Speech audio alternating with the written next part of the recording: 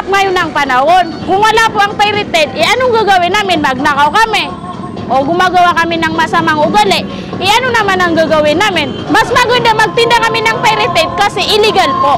Kunti lang po ang tinutubo namin dito eh. Bawat isang CD po, 5 piso sa amin eh. Yung pinakamataas po.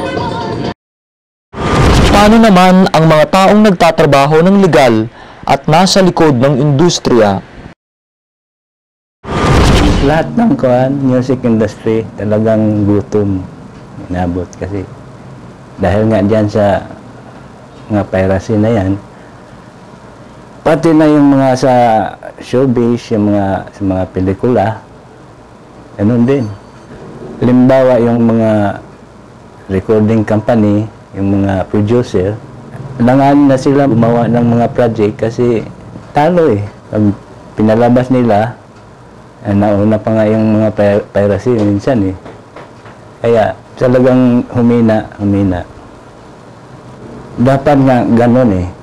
Tangkilikin yung mga original talaga. Pero alam mo yung mga tao ngayon, itaghirap talaga. Ilagay mo 200 yung original, tapos 35 lang ang piracy.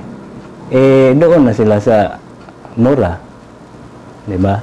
Babaan yung mga original at saka dapat nila sugpuin yung piracy. Kaya lang, siguro may mga hokus-pokus din yung ganun. Hindi talaga masumpo-sumpo eh. Ngayon lang mga piracy dyan sa Quiapo, dyan sa yung Baclaran, kahit saan. Yun ang anuhin nila, hindi talaga yan masumpo. Dapat yung ugat ang anuhin nila. Malaking problema, worldwide problem talaga yan. Yun ang masasabi ko dyan. Ako talagang sa trabaho ko lang na maselan kasi ginagawa talaga namin as maselang processing yan. Wala tayong magagawa eh dahil sa technology talaga eh, di ba? Kami as technical person, apektado na kami doon dahil kami mismo nagpa-process noon eh, doon sa mga ideas nila. Marapat lamang na dapat isaalang-alang ng mga tao ang kapakanan ng lahat, maging ikaw man ay isang mga awit. There are places I remember all my life, though some have changed, some forever, not for better, and some have gone, and some remain. Composer, writer, o isa sa mga nagbebenta ng piniratang produkto o nasa likod nito, kapakanan ng nakararami at katarungan ang dapat manaig. Sana maintindihan ninyo na hindi ko kayo masisisi dahil ang buhay talaga ngayon ay napakahirap, no? Kaya naiintindihan ko naman kung bakit nagagawa nila yung mga ganong bagay. Pero sana maintindihan ninyo na kailangan din naman bawiin yung mga puhunan na ininvest namin, no? Kami din, nagtatrabaho din kami na legal. Ganon. Yung ginagawa nyo, hindi legal yan. Ang ginagawa nyo pagmimirata ay pagnanakaw. Nakakahiyaman sabihin at matigas man pakinggan, pagnanakaw ang ginagawa ninyo. Dahil ninanakaw ninyo ang intellectual property rights namin. Ninanakaw ninyo ang pinaghirapan namin. Sana maisip ninyo na itong mga bagay na to ay hindi namin ginawa ng isang ganyan lang. Isang taon namin ginagawa yan, kalahating taon namin ginagawa yan.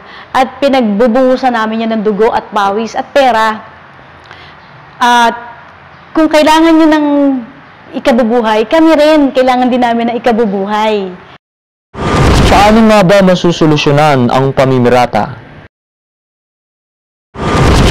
Tawagan ng pansin din ang mga kapitalista na gumagawa ng original CDs or videos na sana naman gawin nating reasonable ang presyo kasi sa totoo lang napakamahal.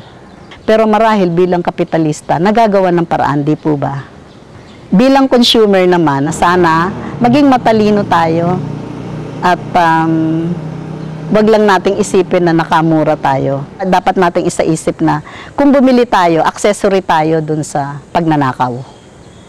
Nagnakaw din tayo. At kasalanan pa rin sa Panginoon.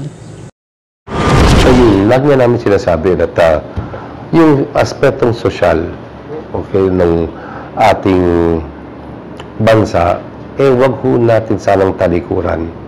Yung nangyayari tuloy sa atin, nakatipid ako. Nakatipid ako sa 10 piso. Nabili ko ng 60, 65. Pero sa Video City, mabibili mo ng 75. Nakatipid ka ng 10. Okay. Pero di mo ba naisip na tinanggalan mo ng pagkain ang isang lamesa na isang pamilyang Pilipino? You know,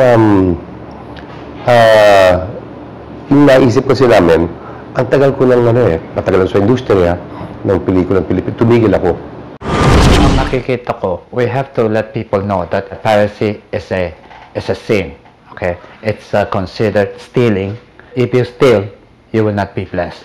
And then also, government should push, should tell people not to pirate and not to buy pirated copy, because it's a losing end for the government because they are not being paid.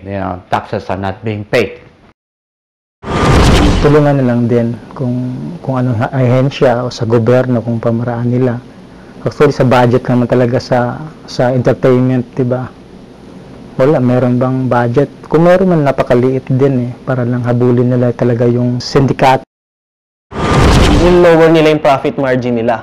So imbis na kumikita sila kunyari ng 100 kada CD, bababa nila na 20 na lang din yung kikitain nila. So in that way, marami nang apektado But at least they could compete at the same time, ma-discourage yung tao bumili ng pinirata kung kaya rin naman nila ma-afford yung original.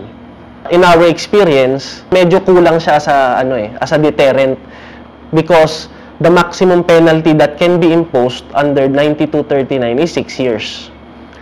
So 6 years, kahit makasuhan ka that's the maximum. So kahit makasuhan ka for the maximum, that's probationable. So technically, walang nakukulong. Diba? So we are asking for certain amendments. Number one, it's either i-increase yung penalty para hindi siya probationable, or include a provision dun sa batas making it non-probationable.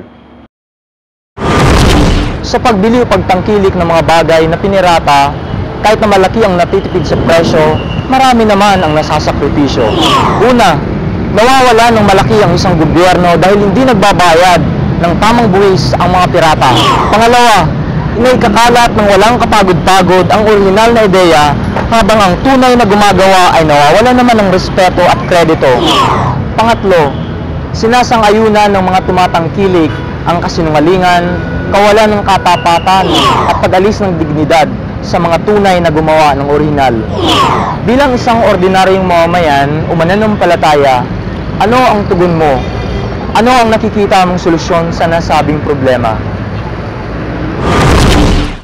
Blessed na blessed tayo talaga sa paggawa ng album, Nagkaroon tayo ng pagkakataon na mailabas natin yung ating third album, yung tinatawag na Di Palalampasin nga. Hindi talaga ganun masasabi natin na madali, pero sa tulong at biyaya ng Panginoon talaga na ginabayan tayo, sinamahan tayo sa paggawa ng album, Yung third album, Hindi Palalampasin. Ang hangad natin na maipalaganap to sa mga kapanalig natin, kung tinatawag na Trimedia, dito natin nilalagay talaga yung avenues kung saan natin maipapalaganap talaga, bukod pa dun yung sa community. Hindi talaga ganun kadali. Sa atin talaga, nag-start to inspirations lang talaga. That time kasi noong 2007, masasabi natin na yung ating community, yung Children of Light, nakaranas ng isang mabigat na crisis, yung pagkawala ng mga loved ones. So, after masulat ng isang kanta, tuloy-tuloy siguro mga 4 months to 5 months, nabuo yung buong album, Siguro nag-start yung mga April hanggang August, natapos na yun, nabuo na yung buong 12 songs. Nagsubok-subok lang yung ating community na mag-record, So, sa biyaya rin talaga ng Panginoon na nakalusot nun, nakapasa. Ayun, pagkatapos nun, ilabasan niya live recording. So, nag-start to na pagkatapos makabuo, tinry natin na awitin sa ating community, nilabas muna sa community para mag-grasp ng mga tao yung ating mga songs, at the same time maging song na rin nila sa kanilang mga puso. Tapos nilabas natin to sa ating tinatawag na quarterly praise and worship sa last October 28. Ayun, from there nakanta natin lahat ng songs.